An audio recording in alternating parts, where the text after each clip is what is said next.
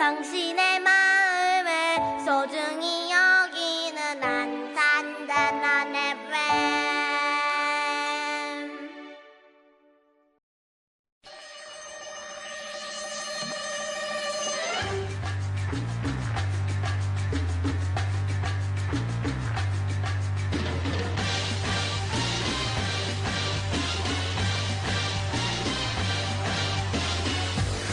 옥의 티를 찾아라!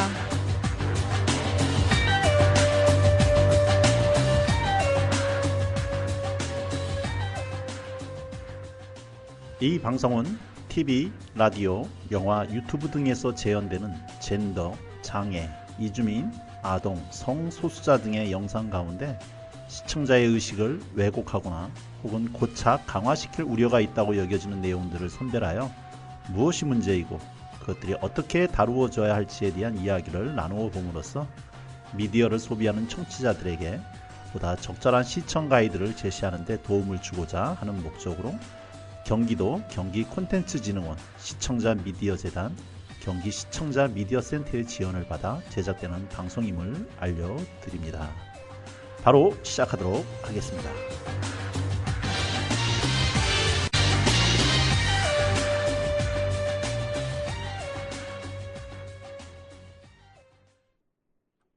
네, 방금 말씀드린 대로 이 방송은 우리가 흔히 접하는 미디어 중에서도 영상 미디어들 중에서 혹시 우리가 당연히 알고 있었던 것들이지만 그러나 그것들이 실제 사실과는 왜곡되거나 혹은 특정 어떤 한 부류를 부류를 편견으로 바라볼 수 있게끔 만드는 그런 내용들이 무엇인지 한번 살펴보고 그런 것들에 대해서 이야기를 나눠보는 시간을 갖도록 하겠습니다. 자, 이 방송을 위해서 우리 세 명이 뭉쳤습니다. 저는 천원섭이고요. 저는 유미경입니다. 안녕하세요. 황선희입니다. 네, 단원 FM에서 각자의 프로를 진행하고 있는 저희 두 방송이 프로가 서로 만나서 콜라보로 이 방송을 진행하도록 하겠습니다. 네, 이제 가을입니다. 가을 네. 어떻게 잘 누리고 계신가요? 네, 갑자기 너무 추워져가지고 쌀쌀한 것 같아요. 네. 외롭진 않으신가요? 아, 외로움이야 늘 외로움 아니겠어요? 네. 허를 꾹 찌르는.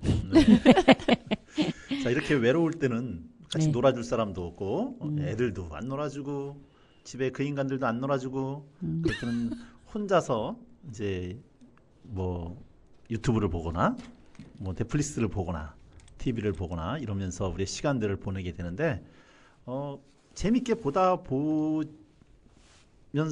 뭔가 불편한 지점들이 가끔 느껴질 때가 있어요. 그렇죠. 예. 네.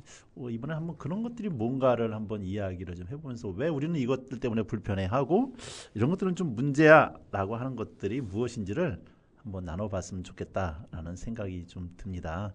네. 우리 유미경 선생님은 혹시 TV 보면서 아니면 영화 보면서 뭐 가장 불편하다고 느껴졌던 지점이 뭐가 혹시 있으셨을까요? 전혀 의식하지 못했었는데 네. 그냥 이렇게 웃음으로만 이렇게 그 여성의 차별이라든가 아니면 여성의 어떤 혐오 이런 발언 이런 것들에 대해서 그냥 저도 그냥 웃고 지나가기만 했고 그런 것에 대한 문제의식을 전혀 가지지 않고 있었더라고요. 네. 예. 여성이시니까 여성에 대한 차별 네네. 네, 그런 부분들이 어느 순간부터 눈에 띄기 시작하셨다. 네. 이런 말씀이신 것 같고요. 네. 우리 황선희 선생님은 또 어떤 부분에 있어서 이제 구체적인 예는 우리가 좀 이따 한번 같이 들어가 보기로 하고요. 어떤 지점이 있으셨을까요? 우리가 잘 못 느끼고 젖어 있던 것들이 많더라고요. 네. 네. 구체적으로 딱히 기억나는 건 없고요. 네, 좋습니다. 저는 뭐 여성도 있지만 제가 남성이라서 이제 여성에 대한 부분은 잘 못 느끼는지는 모르겠는데 네. 그런 부분들은 같이 한번 나눠보기로 하고 저는 특별히 장애인 쪽에 대한 이야기들이 새롭게 눈에 띄기 시작했어요. 특히 이제 한 가지 예를 든다면 얼마 전에 파리 올림픽이 있었잖아요. 네네네. 네, 파리 올림픽이 있었는데 그때 이제 파리 올림픽 있고 그 다음에 이제 패러 올림픽이 있고 네. 네. 그런데 그 장애인들을 이야기할 때 항상 쓰는 단어가 장애 극복 뭐 이런 단어를 보통 많이 쓰거든요. 네, 특히 네. 이제 비장애인과 장애인이 결혼을 했다. 네. 네. 그러면은 그것을 뭐 극복했다더니 극복해서 뭔가를 이제 이루었다든가. 그래서 장애가 뭔가 뛰어넘어야 될 그런 어떤 약점 또는 어떤 난관 이런 것들로 인식되는 어떤 고정 스테레오타입이 있는 게 아닐까. 네. 이제 그건 철저하게 비장애인 입장에서 보는 관점이거든요. 그렇죠, 네. 그렇죠. 네. 그런 표현들이 예전에는 당연히 뭐 장애인이니까 불편하겠지. 불편하니까 극복해야지. 그래서 뉴스가 되는 우리한테 있어서의 어떤 이야기거리는 우리 비장애인들 입장에서 볼 때 그들이 장애인임에도 불구하고 비장애인보다 더 훨씬 능가하는 어떤 업적을 이루었을 때만 뉴스로 소비가 되는 그들이 호명되는 그런 쪽으로 장애인들을 바라보고 있더라. 그래서 장애인들은 장애인들 나름대로 그 안에서 만족해하며 충분히 행복한 삶을 살 수 있음에도 불구하고 지금 그들의 삶은 어딘가 뭔가 부족하고 네. 그래서 그것을 극복해내야만 되는 그리고 그들한테 그런 것을 내야만이 위대한 삶이고 보람된 삶이라고 뉴스는 그렇게 규정짓고 그들에게 그런 것들을 짐지우는 게 아닐까. 이런 생각을 하면서 좀 보게 됐던 요새 근래 깨달음이 좀 있었어요. 네, 네. 제가 네. 제대로 본 걸까요? 네, 맞아요. 저희도 그 단원 FM 연구 모임이라는 이름으로 초등학교에서 그 수업도 진행했었잖아요. 거기에서도 그런 내용들이 좀 다뤄졌던 것 같아요. 네. 네. 네. 그때는 어떻게 다루셨고 그 다음에 이런 이야기를 했을 때 네. 초등학교에서 진행을 하셨다고 말씀하셨죠? 네, 네, 네. 초등학생들 반응은 어땠나요? 아이들이 아무 생각이 없을 것 같은데, 또 이렇게 얘기를 해주면 그걸, 그렇구나라고 수긍을 할 수 있는 이 정도의 뭐 수준이라고 해야 되나? 그런 거는 좀 되는 것 같아요. 그리고 아이들도 과연 이런 거를 생각할까라고 이렇게 물음표를 던졌는데, 그런 것에 대해서 아이들도 충분히, 자각을 할 수 있구나. 이런 것들. 근데 또 한편으로는 전혀, 맞아. 나도 그렇게 생각하고 있었어. 라고 하는 그런 부분에서 아이들도 역시 그냥 어떤 웃음거리로 지나쳐 가거나 아니면, 상대방에 대한 그 놀림? 이런 부분임에도 불구하고 정말 웃음거리로 하고 그냥 지나쳐 버리기도 하고 있구나. 그걸 제시해주는 어른들의 몫이 좀 있지 않을까 이런 생각하게 됐었어요. 네. 황성희 쌤은 역시 같이 수업 해보셨죠? 네네. 네, 어떠셨나요? 아이들이 더 나은 경우도 있고요. 네. 아이들이 직접 옆에서 겪고 지켜보고 있는 아이들이 많이 있잖아요, 요새는. 그래서 실생활에서 보고 겪는 게 중요할 것 같다라는 생각을 공부를 하면서 더 많이 느끼고 있어요. 아이들 통해서 배우기도 하고. 그 누구의 시선으로 바라보느냐가 진짜 관점이 중요한 것 같아요. 그러니까 장애인 입장에서 보는지, 우리의 관점에서 보는지, 그게 굉장히 중요한 것 같아요. 평상시에 장애인들을 좀 자주 접할 기회가 있으셨나요? 없었죠. 네. 없었는데 저 같은 경우는 그 감골 도서관 소속 그 문화 강사로 활동하고 있거든요. 네. 그래서 최근에 재작년 겨울 방학부터 그 사회복지관 이런 데서 잠깐 이렇게 특강 형식으로 발달 장애인들 분과 4회기 정도의 특강을 진행을 한 경험이 있어요. 네. 네, 그러면서 사실 굉장히 깜짝 놀랐어요. 저 스스로. 어떤 점에서 그렇습니까? 저는 이제 그런 강의를 나가고 그리고 저 스스로는 좀 사고가 열려 있다 이렇게 생각을 했었던 네. 거거든요. 그래서 그랬었는데 막상 수업을 딱 들어갔는데 그 수업 장면에서의 어떤 그분들을 제가 전혀 몰랐구나. 이런 느낌을 받으면서 되게 놀랐어요. 정말. 그러니까 내가 생각했던 장애인의 모습, 네. 그냥 그 안에 내가 매몰돼서 네. 그리고 그것만으로도 나는 장애인들에게 좀 열려 있는 사람이고 잘 알고 있는 사람이야라고 하는 나름대로의 자부심이 있었는데 그렇죠, 그렇죠. 막상 수업을 하면서 그들하고 직접적으로 부딪혔을 때 네. 되게 디테일에서 차이가 나거든요. 그렇죠, 그렇죠. 그런 디테일한 부분들을 보시면서 내가 장애인에 대해 너무 무지했구나. 네. 뭐 그런 것들을 느끼셨다는 말씀이잖아요. 그렇죠, 그렇죠. 그리고 그분들이 이제 제가 그 수업을 진행한 곳은 성인들이었거든요. 네. 근데 이제 지체장애, 발달장애 뭐 이런 분들이기 때문에 지능이 거기 그 활동 보조인 선생님들의 말씀에 의하면 7세? 뭐 6세? 6, 7세 정도의 지능이다 이렇게 말씀을 하셨었거든요. 그거를 이제 성인인데 그 정도의 지능을 가진 그분들하고의 어떤 소통 이런 면에서 제가 정말 깜짝 놀라는 어떤 그런 경험을 한 것 같아요. 당연히 그러겠죠. 성인이니까 성인으로서의 어떤 의식을 가지고 접했는데, 네. 근데 그분들한테 나오는 반응은 6, 7세 아이의 어떤 반응이 나오다 보니, 그렇죠. 거기서 생기는 어떤 낯선 네. 감각들, 이런 것도 있지 않으셨을까 이런 생각이 좀 듭니다.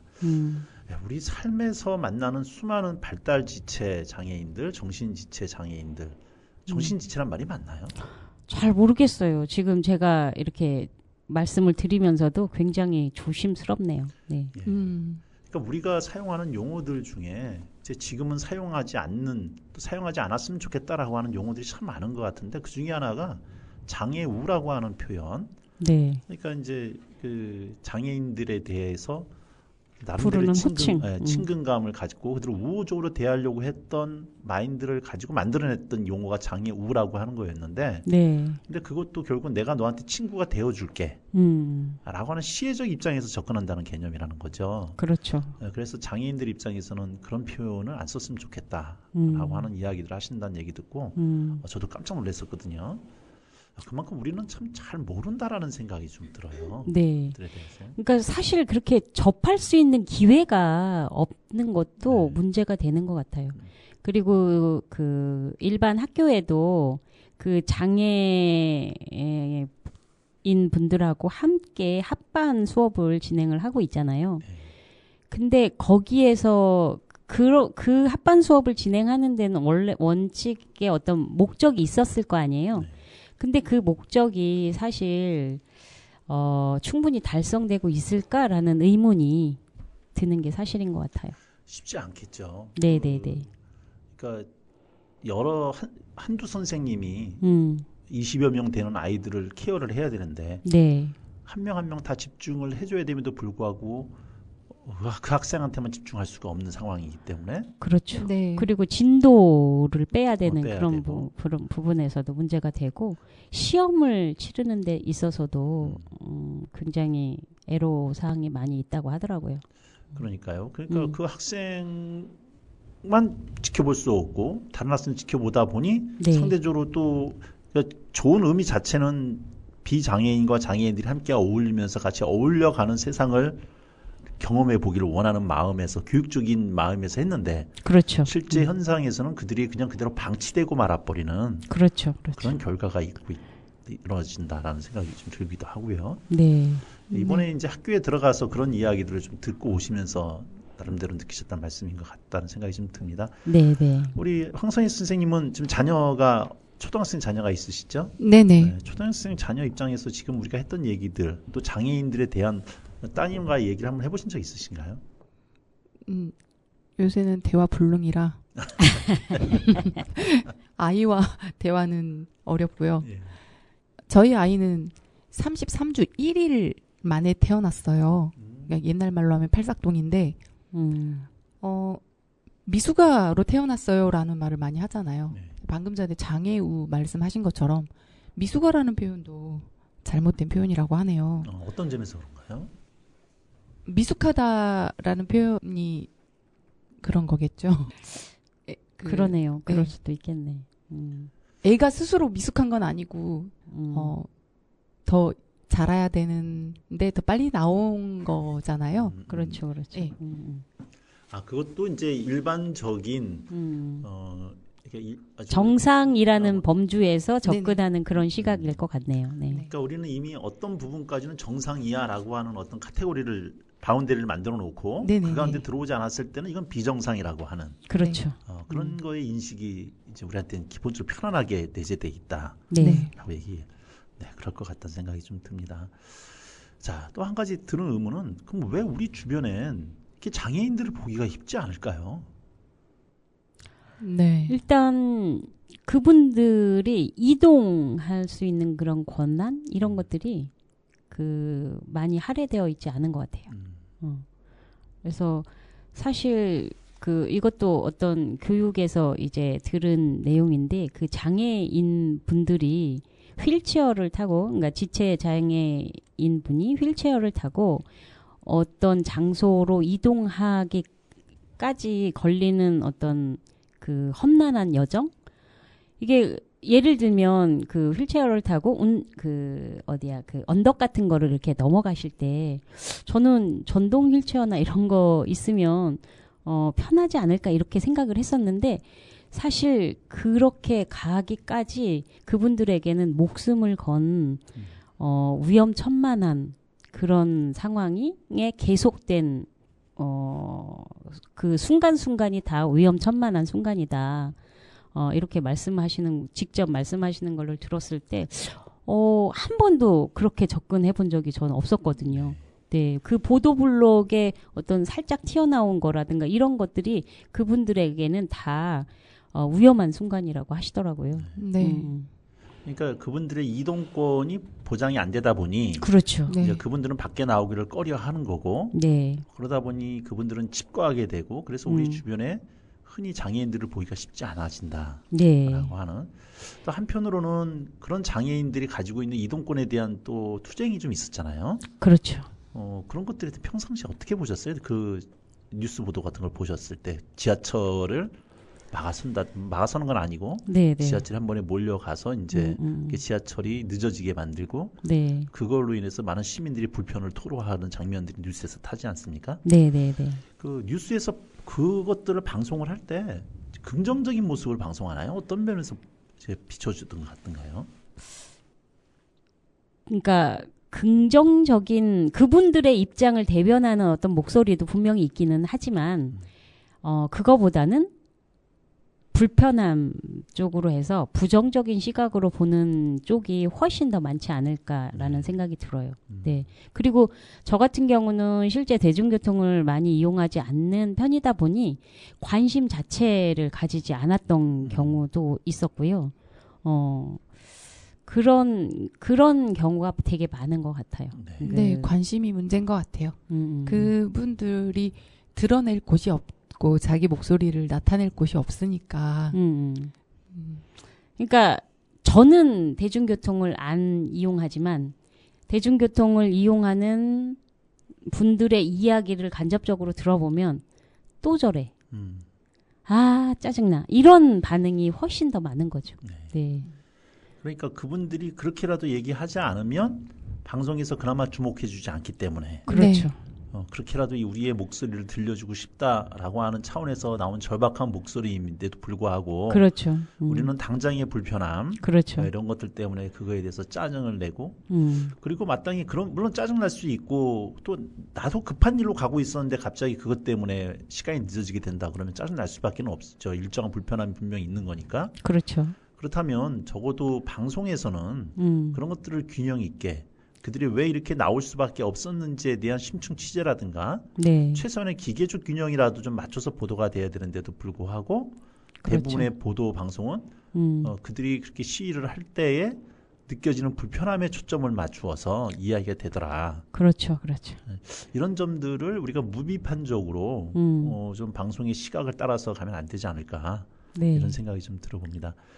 자, 장애인들을 이제 첫 번째 예로 들어서 갔는데 아까 처음에 유미경 선생님이 얘기하셨던 부분이 여성의 입장에서 이야기를 좀 하고 있어요. 네. 자, 여성들이 이런 TV에서라든가 어떻게 재현이 되고 있나요? 제가 이제 최근에 봤던 그 넷플릭스 그 영화상에서 아니 OTT가 아니라 그 영화 중에서 네. 무수단인가 이런 무수단. 예 그런 영화가 있었어요. 거기에서 이제 주인공으로 등장하는 여성이 군인이거든요. 네. 그 여성은 이제 생화학의 어떤 학위까지 갖추고 있는 그런 그 전문 여성이거든요. 근데 그 여성이 무수단이라고 하는 북한 쪽에서 이렇게 생화학 무기로 개발되는 인간, 그러니까 변이된 인간의 이름이 무수단이거든요. 근데 그 무수단이 거기 38선 그 지역에서 이제 사람을 해치는 비무장지대에서 사람을 해치는 그런 것에 의문사되는 그 군인들의 어떤 그런 거를 24시간 안에 파악하고 돌아와야 되는 그런 임무를 수행을 해야 되는 그런 거거든요. 네. 근데 그 중에서 그분이 이제 그 여성분이 부팀장으로 이렇게 그 지명이 돼요. 근데 대장으로 파견되는 그 대위님께서 그 여성분을 이렇게 꺼려는 거예요. 더 전문적인 그리고 비무장지대에 더 많이 파견이 됐었던 그런 군인을 뽑아야 되지 않느냐. 더 경험이 많은. 그러면서 그 여성의 거기에 그 임무에 파견되기 전에 그 비치는 모습이 빨간 립스틱으로 그 입술을 칠해보는. 칠했다가 또 그걸 또 지우는. 그 주변의 남성 군인들의 어떤 시선에 의해서 그걸 또 휴지로 막 지우는 그런 모습이 등장을 하는 거예요. 왜 그런 임무하고도 별개고 굳이 저런 장면을 왜 넣었을까 이런 의문이 막 드는 거죠.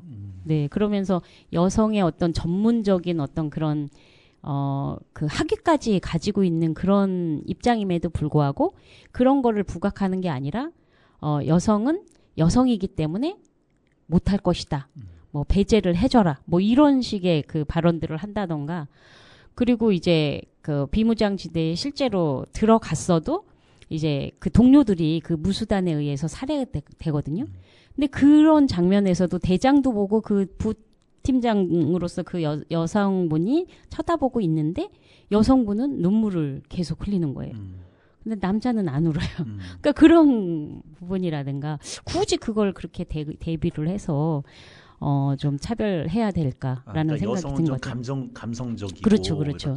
네. 이성적 판단이보다는 감정이 앞서는 존재로서 그려진다. 그렇죠. 지금 영화 얘기하셔서 그런데 저는 네.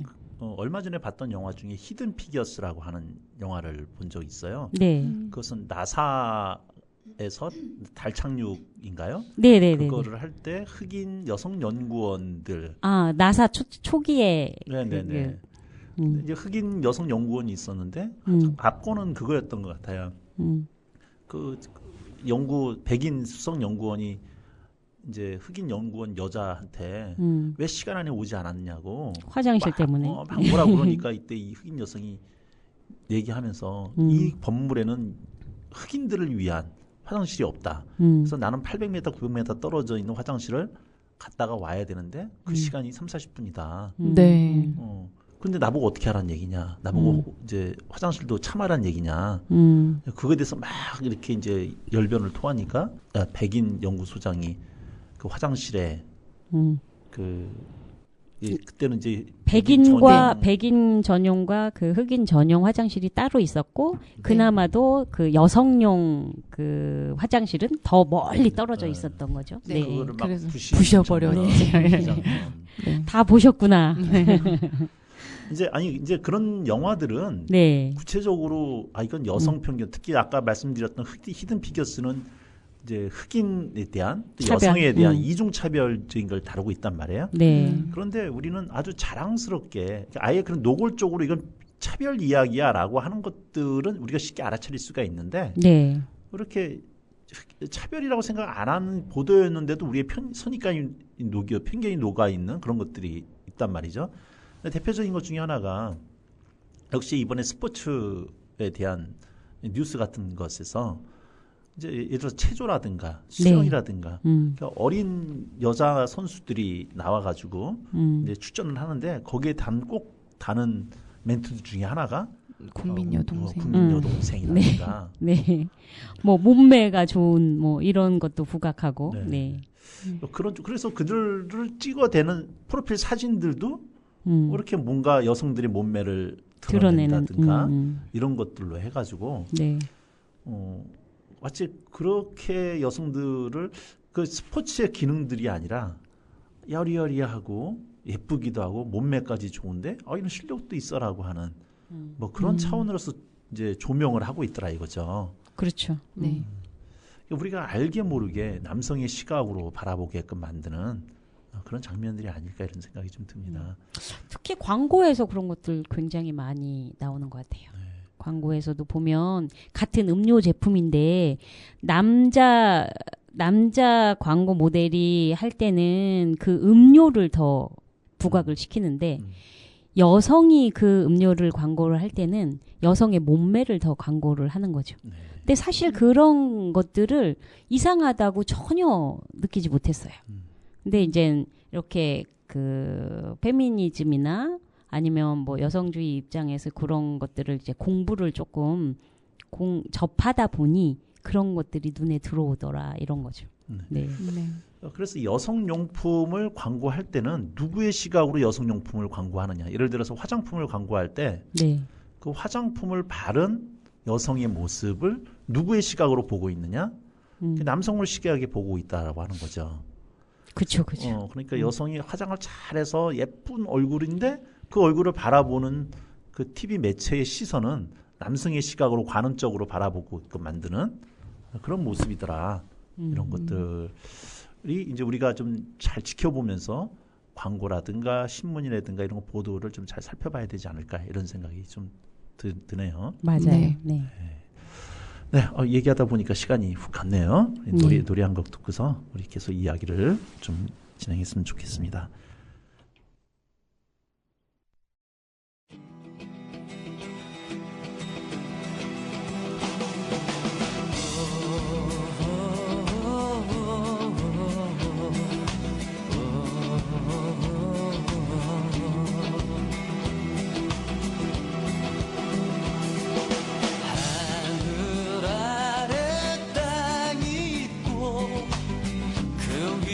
내가 있으니 어디인들 내 몸 둘 곳이야 없으리 하루 해가 저문다고 울터이냐 그리도 내가 작더냐 별이 지는 저 산 넘어 내 그리 쉬어가리라 바람아 불어라 이 내 몸을 날려주려나 하늘아 구름아 내 몸치로 떠나가련다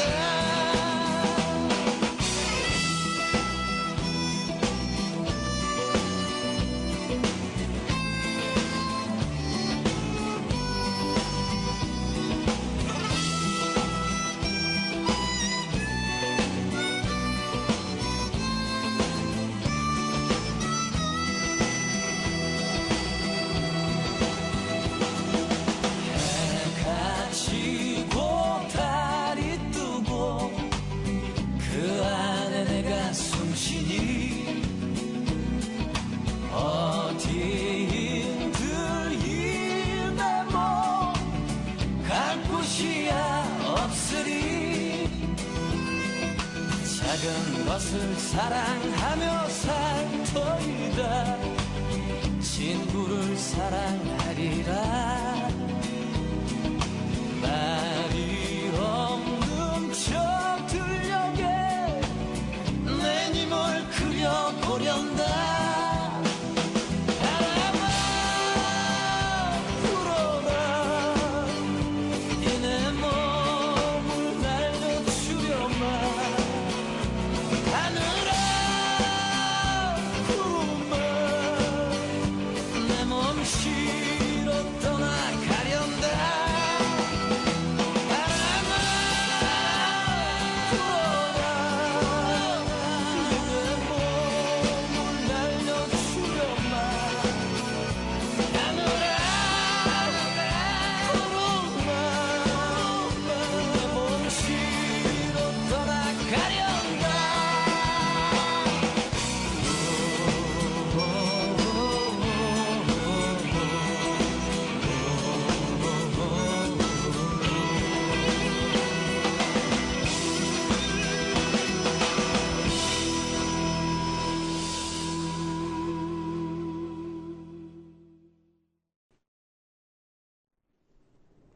네, 김신우의 귀거래사였습니다.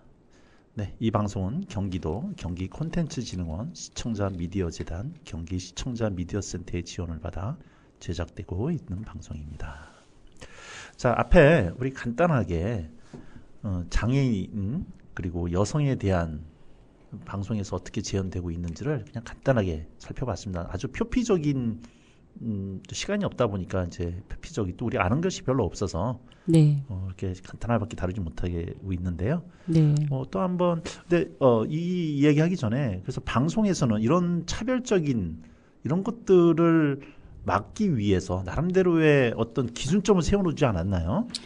네네. 한국 기자협회에서 인권 보도 준칙이라는 것을 만들어서 이런 인권에 관해서 이제 보호해야 되는 것들을 규정해 놓고 있죠. 그러니까 보도를 할 때 네. 나름대로 지켜야 돼. 인권을 보호하기 위해서 방송해야 되는 어떤 기준이라는 거잖아요. 네네네. 네. 그것들을 한 10가지 정도로 정리를 좀 총칙에 담았던 것 같아요. 네, 전문과 총강으로 해서 네. 그렇게 구분해 놓고 있고 주요 분야별 요강으로 세부적으로 이렇게 뭐 민주주의와 인권, 그다음에 인격권, 그리고 장애인 인권, 그리고 성평등, 그리고 이주민과 외국인 인권, 뭐 또 노인 인권, 네. 그리고 어린이와 청소년 인권, 그리고 성적 소수자 인권, 북한 이탈 주민 및 북한 주민 인권 이런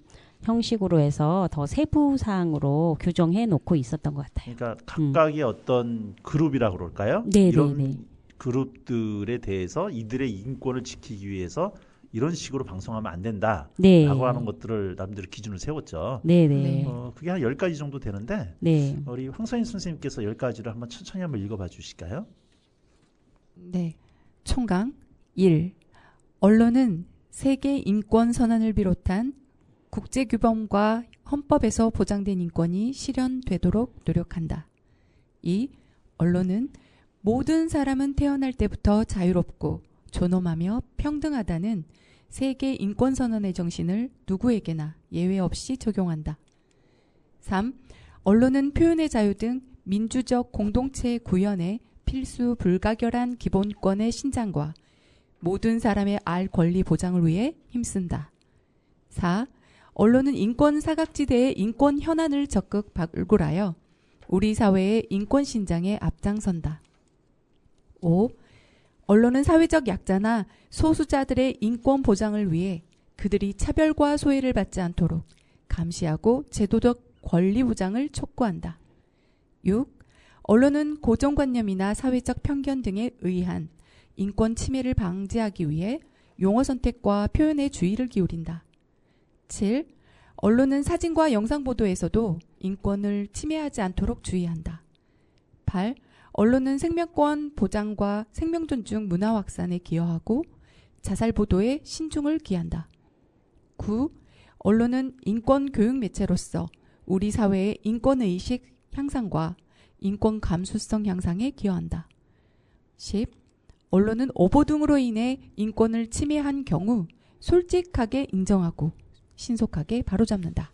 네, 10가지 읽어주셨는데 저는 이 10가지 중에서 두세 가지가 좀 마음에 다가와요. 가장 첫 번째로는 10번째, 10번째 언론이 오보할 수 있죠. 하다 보면. 네, 네. 근데 오보할 수 있다면 그 오보로 인해서 분명히 누군가는 피해를 봤을 텐데 그렇죠. 네. 우리는 그거를 오보로 인정하지 않는 것을 마치 하나의 자존심이라고 생각을 하는 것 같아요. 그래서 그 미디어가 그런 오보에 대해서 솔직하게 인정하는 경우를 잘 못 봤거든요. 그렇죠. 인정하더라도 처음에 오보 낼 때의 방송에 비해서 너무 작게 그래서 마치 그걸 창피하게 여기고 마치 패배했다라고 여기는 것처럼 그래서 이 부분에 있어서 만약에 우리가 틀렸다면 틀렸다고 정확하게 인정하는 게 외려 그 매체의 신뢰도를 높이는 데 더 큰 발전을 하는 게 아닐까? 이런 생각이 드는데 미디어는 어떤 형편이 있는지 모르지만 어쨌든 오보에 대한 인정 자체를 참 꺼려하는 듯한 느낌을 많이 받거든요. 네. 그런 거를 할 시간에 더 관심 있을 만한, 더 흥미 있을 만한, 더 청취율이 좋을 만한 것을 방송하겠다는 그런 취지. 글쎄요. 그 다음에가 저는 또 8번째 보면 특별히 생명권 보장을 얘기하면서 자살 보도에 신중을 기한다. 이게 무슨 얘기인가 싶었는데 우리는 의외로 꼭 알지 않아도 되는 부분까지 방송이 이야기할 때가 많더라. 그렇죠. 그러니까 그 자살이 어떤 식으로 자살을 했는지, 그 다음에 자살했던 부분의 모습을 그대로 뭐 여과 없이 적나라하게, 보여준다든가. 그래서 마치 나중에 보면은 그 자살의 형태라든가 방법이라든가 이런 것들을 따라서 하게 되든가, 자살한 분들의 인격권이 있을 텐데 그런 것들에 대한 가만 없이 또 자살로 인한 그 가족들의 인권도 있을 텐데 어떤 그런 것들에 대한 배려가 없이 그냥 사실 보도라고 하는 이름 아래 그냥 나감으로 말미암아 제2차 가해가 되는 부분들을 좀 많이 보게 된다라는 생각이 좀 들었습니다. 네. 2차 가해도 되고 또 우리가 또 그 자리에 선 것처럼 보게 되니까 또 그것도 있죠. 네. 저는 이런 10가지의 좋은 이야기들이 있는데 어떻게 보면 이건 말 그대로 총칙이기 때문에 이게 디테일로 들어가서는 또 이제 헷갈리는 부분들이 좀 있죠. 진짜 어떤 부분을 어디까지 지켜줘야 되는지. 자, 그런 부분에서 아까 우리가 이야기했던 이제 그런 장애인 여성의 이 얘기가 있다면 아까 그 범위 중에 8번째였네요. 어린이에 대한 부분도 좀 있었어요. 네. 어린이의 인권을 7장이었네요. 어린이와 청소년 인권을 좀 지켜줘야 된다. 자, 그런데 어린이와 청소년 인권 지켜주는 건 좋은데 우리가 어린이 하면은 되게 어떤 식으로 접근이 될까요? 역시 어른의 시각으로 접근이 된다면? 네. 혹시 주린이라고 들어보셨나요? 주린이. 네. 들어봤죠. 무슨 뜻이게요? 네. 그러니까 어린이의 어린이하고 앞에 주자를 합쳐가지고 주린이. 네, 그렇죠. 주시라. 주식 초보를 가르치는 말이라 그래요. 네. 그리고 골린이라는 말도 있는데 무슨 뜻일까요? 골프 초보. 아, 그렇죠. 골프 골프 네. 초보. 요린이는 뭘까요? 요리 초보. 요리 초보. 네. 헬린이는 또 뭘까요? 헬스 초보. 그렇죠. 이렇게 리니라는 거를 붙여서 완전 초자. 뭐 이렇게 그 어린이를 폄하하는 그리고 그것을 이제 성인 요리 프로그램에서 이렇게 뭐 등장시킴으로써 웃음화하는 이런 모습을 볼 수 있었던 거죠. 그러니까 이 말은 어린이라고 하는 존재는 네. 뭔가 서투르고 네. 뭔가 잘 못하고 네. 제 몫을 하지 못하는 그런 존재로서 어린이를 바라본다는 거잖아요. 그렇죠. 그렇죠. 네. 네. 그래서 어떤 특정한 행위와 어린이를 조합을 해가지고 뭐 골린이, 그러니까 골프 초보다라고 하는 이름 그렇게 붙여나가는. 그래서 어린이라는 존재 자체를 좀 낮게 보는 그렇죠. 뭔가 미성숙한 존재로 바라보는 시각이 담겨져 있다. 네. 거기에 대해서 한 번도 문제의식을 안 가지고 그냥 그러네 그러면서 웃음으로 넘기는 뭐 이런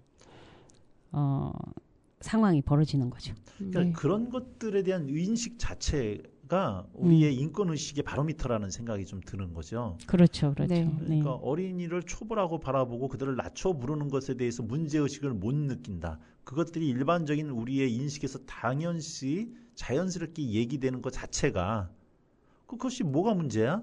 어린이들은 원래 못하는 애 맞잖아. 라고 하는 인식 자체가 우리의 인식 수준의 바로미터다. 그렇죠. 네. 라고 한다는 거죠. 네. 네. 저도 이 무슨 린이 붙여서 쓰는 것들을 제가 직접 쓰는 경우는 별로 없었지만 들었을 때 별로 거부감이 솔직히 없었거든요. 그렇죠. 네. 그럴 수도 있지.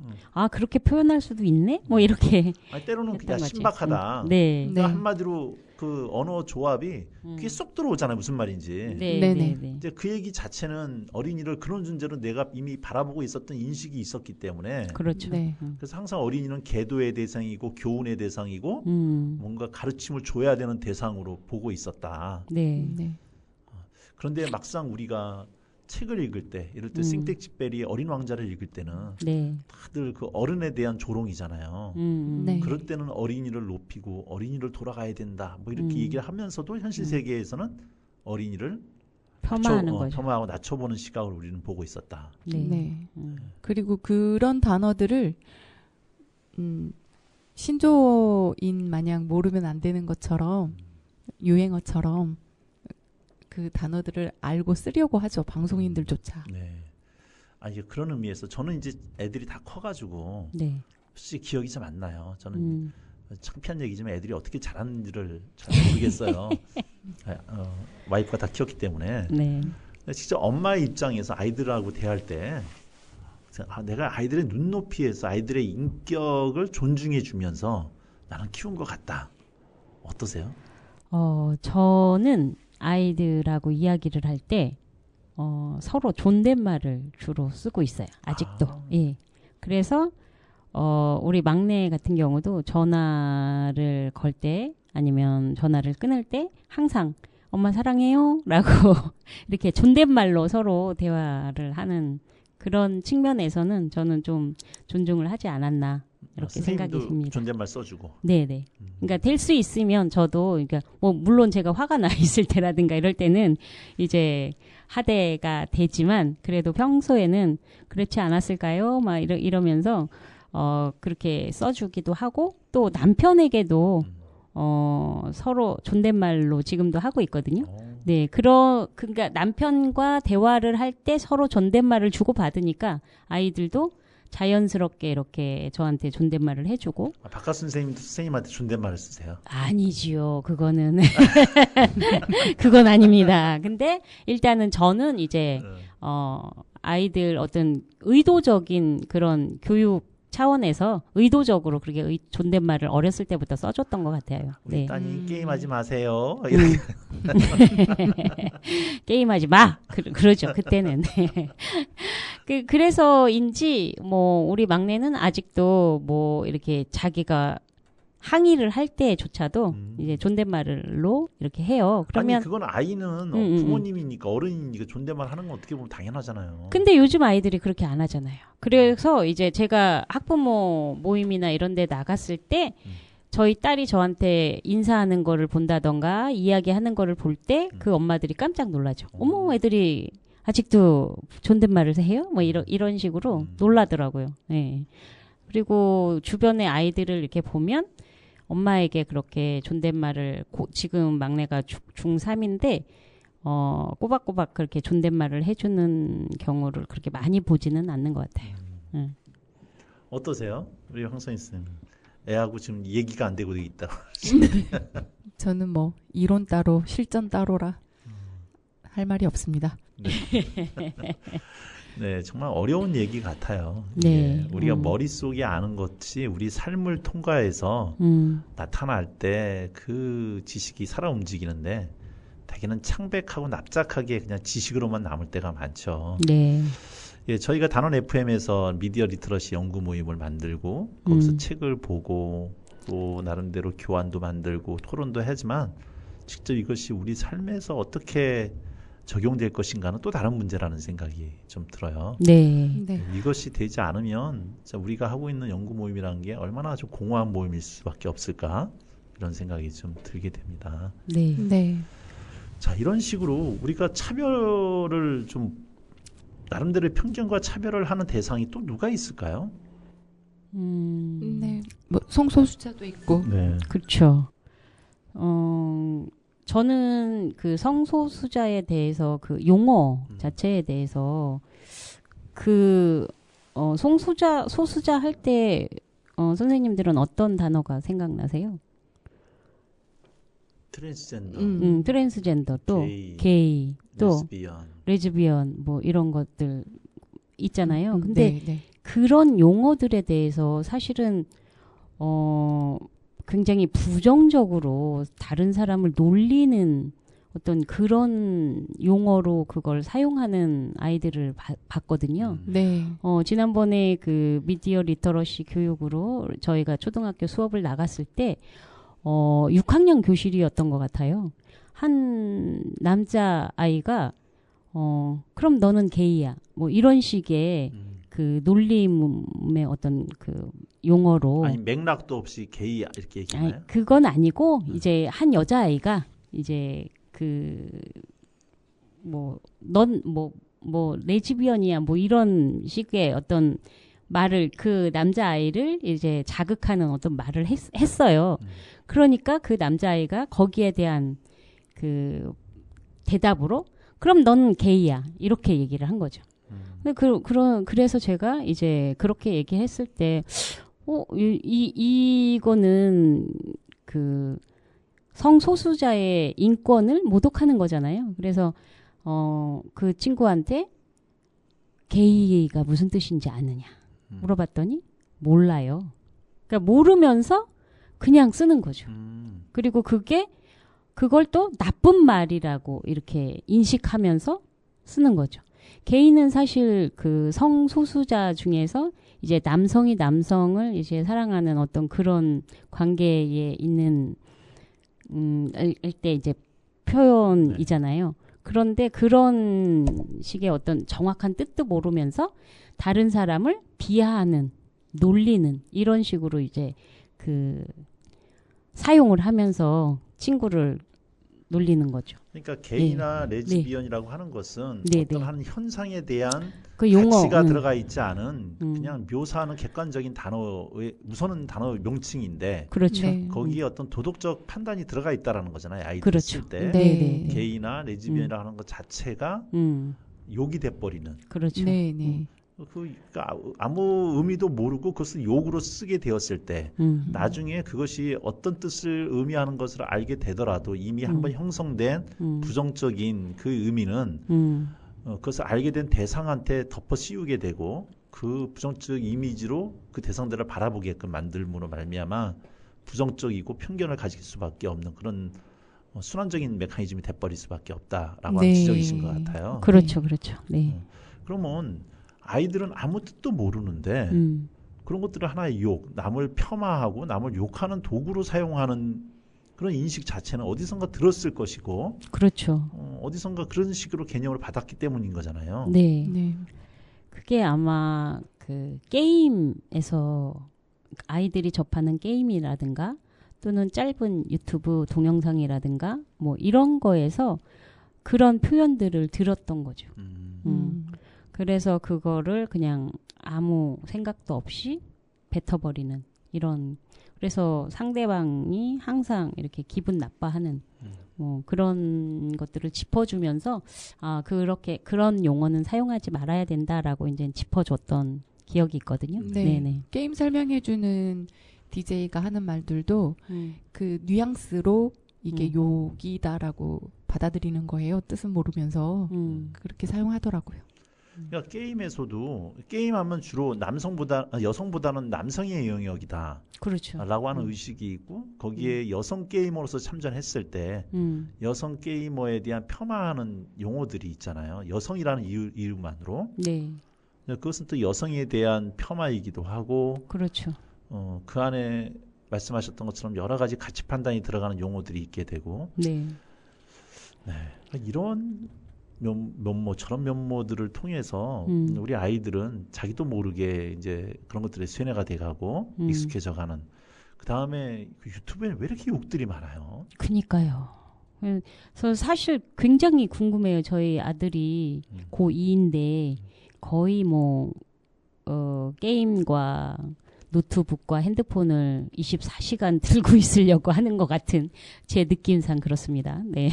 그러고 있는데, 걔가 보고 있는 것들을 보면 이렇게 그 채팅창에 뭔가 막 이렇게 스치고 지나가는 거예요. 그래서, 이렇게 들여다보면 그 짧은 그런 욕 같은 거라든가, 크크크라든가 이런 이니셜, 막 이런 것들이 막 올라가면서 걱정이 되는 거예요. 그래서 한 번은 물어봤죠. 너도 저런 욕을 하냐? 그러면 이 정도는 약과예요. 라고 하면서 저는 안 합니다. 말은 그런데 그걸 믿을 수가 있어야죠. 믿고 싶습니다. 네. 그러니까 욕 자체가 욕이 아니라 하나의 그들한테는 추임새가 돼버린. 네. 그래서 뭔가 언어를 대화를 부드럽게 하는 윤활유 역할을 하는 게 아닐까라는 생각도 좀 들기도 하고요. 그러니까요. 네. 네. 그리고 영상에서 우리가 흔히 알고 있는 그 아이돌, 특히 여성 아이돌들의 그 카메라 시선은 네. 그 안무도 그렇게 짜주는 것 같고, 그렇죠, 뭔가 그렇죠. 섹스어필을 하기 위한, 네. 그래서 그들의 신체 일부분을 과도하게 비추고 그런 쪽으로 해야 어필이 되는. 네. 네. 그러니까 그걸 소비하는 층이 여성보다는 남성의 시각에서 그렇게 비추는 게 아닐까라는 생각이 많이 들어요. 근데 그거에 대해서 여성들이 이의를 또 제기하지 않죠. 잘. 그러니까 왜 그럴까요? 여성들 입장에선 거기에 대리만족인가요? 나도 저런 여성들처럼 저런 섹시한 몸매를 가지고 남성들한테 어필하고 싶어라고 하는 어떤 그런 게 투영이 된 걸까? 이렇게 얘기하면 욕 먹을 것 같은데. 네. 욕하고 싶네요. 네. 전혀 그건 아닌 것 같고 그걸 소비하고 그걸 만들어내는 사람들이 남성이 더 많기 때문이 아닐까 싶어요. 그러니까 그 방송의 구조가 그래서 방송국의 카메라 감독이라든가 네. 총 연출이라든가 이런 사람들이 남성이고 남성의 시각으로 본다는 건가요? 아니면은 소비자의 욕구, 수요가 있으니까 그런 공급이 가는 걸까요? 양쪽 다죠. 일 것 같아요. 네. 그럼 어떻게 그런 것들을 봤을 때 우리는 어떻게 반응을 보여야 될까요? 댓글에다가 막 항의 댓글하고 방송사에 전화해야 되나요? 그게 힘든 어려운 문제인 것 같아요. 힘든 거죠. 상업성과 그리고 지금 이런 시선이 굉장히 뿌리 깊은 거잖아요. 그러니까 이런 가부장적인 어떤 그런 체계 이런 것들이 사실 굉장히 오랫동안 이렇게 되어 있어서 남성분들도 또 여성들도 그거에 대한 인식 자체를 못하는 거죠. 네, 그러니까 근데 이제 조금씩 저도 이제 관심을 갖고 공부를 하다 보니까 그런 것들이 보이는 거잖아요. 그러니까 그렇게 되려면 관심을 이제 일단은 가져야 되는 거죠. 예를 들어서 이제 네네. 그런 것들이 관심을 갖고 화면에도 드러나게 하려면 네, 뭐 음식 준비를 한다 할 때 네, 우리가 보통 생각하는 이제 한 일반 가정의 모습 보면 네, 아빠는 식탁에 앉아 있고 네. 엄마가 조리대에서 막 음식 준비해서 식탁 나르고 네, 이러고 있는데 일반적으로 이렇게 보이잖아요. 그렇죠. 근데 그런 것들을 일부러 방송에서 남성이 막 요리 준비하고 있고 아내가 뭔가 앉아서 뭔가 하고 있고 이런 것들을 의도적으로 막 이렇게 반복해서 보여주다 보면은 성역할이 좀 체인지가 될까요? 될 수 있죠. 네, 그런 것들을 자연스럽게 받아들일 수 있도록. 그렇죠. 그러니까 그림책에서도 의도적으로 그런 시도들을 하고 있어요. 일반 성역할을 바꾼. 네, 네, 네. 네. 좋은 것이 음. 많아져서 좋은 표현, 좋은 것이 많아져서 음. 나쁜 것이 줄어들게 하는 그런 효과. 네. 그러니까 많이 부족한 거죠. 그런 것들이. 근데 지금 이제 그 의식을 하기 시작한 몇몇 분들이 시작을 하고 있다고 봐야 되는 거죠. 네. 근데 그런 것들이 더 많아져야 될 것 같아요. 네. 그러면 네. 지금 이제 어떻게 보면 결론적으로 얘기를 해주신 건데 네. 어떤 안 좋은 표현들에 대해서 반대하고 항의하는 것도 하나의 방법이지만 네. 또 다른 방법은 그런 것보다 더 좋은 내용들을 더 네. 바람직한 내용들을 더 많이 노출시킴으로 말미암아 네. 네. 그런 것들에 의해서 자연스럽게 우리의 의식과 이런 것들이 체인지 될 수 있도록 네. 네. 네. 그런 노력들이 좀 필요하다. 네. 네. 예, 그리고 또 우리 또 그런 것들을 요구하는 소비자들이 돼야 되고 그런 소비자들 수요가 많다 보면 공급도 거기에 맞춰지지 않을까. 그렇죠. 네. 네, 그런 목소리들이 좀 더 나가야 되지 않을까 싶네요. 네. 그런 의미에서 우리의 단원 FM에서 우리 제가 하는 방송, 우리 선생님들이 하는 방송에서도 그런 부분들을 좀 더 담아서 신경 써서 내보내야 되지 않을까. 그렇죠. 네. 그렇죠. 네. 근데 사실 우리 초반에도 얘기했었지만 저 스스로 가지고 있었던 편견 그리고 이제 무지 이런 것들이 그 문제가 될 수도 있을 것 같아요. 네. 그럴 때 이제 이런 저의 무지를 이렇게 지적해주는 청취자분들의 어떤 지적 이런 것들도 필요하지 않을까 싶네요. 네. 끊임없이 우리가 공부하고 노력해야겠죠. 그렇죠. 네네. 네. 그래서 음. 그런 단원 FM 또 그런 각자의 성숙한 우리 성인으로 살아갈 수 있는 그런 저희들이 됐으면 좋겠다라는 생각으로 오늘 방송에 한번 결론을 한번 내려봤으면 좋겠습니다. 네. 네, 이게 너무- 한 시간으로는 너무 짧은 것 같아요. 예. 아니 또 2시간 줘도 우리가 가지고 있는 지식이 너무 없어서 그렇죠, 그렇죠. 네. 조금 더 우리가 좀 더 공부를 해서 네. 좀 심층적으로 오늘은 그냥 이렇게 전반적인 것들을 한번 다뤄봤지만 네. 네. 다음에는 우리가 이런 기회가 또 주어진다면 이제 하나씩 네, 깊이 있게 좀 파보고 다양한 사례들을 가지고 와서 네. 우리가 네. 한번 분석해보고 이야기해보는 그런 시간들을 한번 가져봤으면 좋겠다 이런 생각이 좀 듭니다. 네. 네. 네, 오늘 시간 같이 해주셔서 감사합니다. 네, 네. 감사합니다. 네, 감사합니다. 네, 이 방송은 경기도 경기콘텐츠진흥원 시청자미디어재단 경기시청자미디어센터의 지원을 받아 제작되었음을 다시 한번 말씀드립니다. 마지막 노래 들으면서 오늘 방송 마치도록 하겠습니다. 러브홀릭스가 부릅니다. 버터플라이.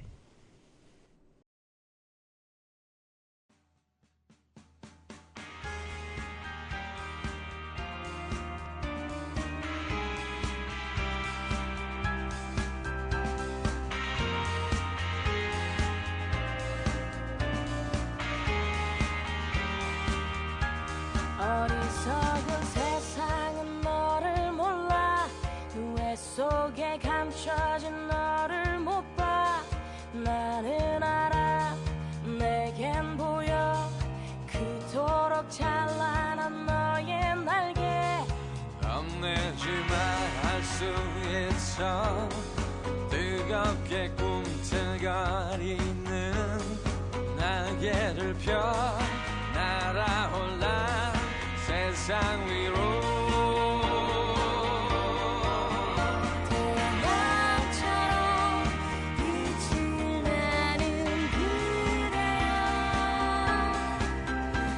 이 세상이 거칠게 막아서도 빛나는 사랑은 난 너를 사랑해 널 세상에 볼 수 있게 날아줘 멀리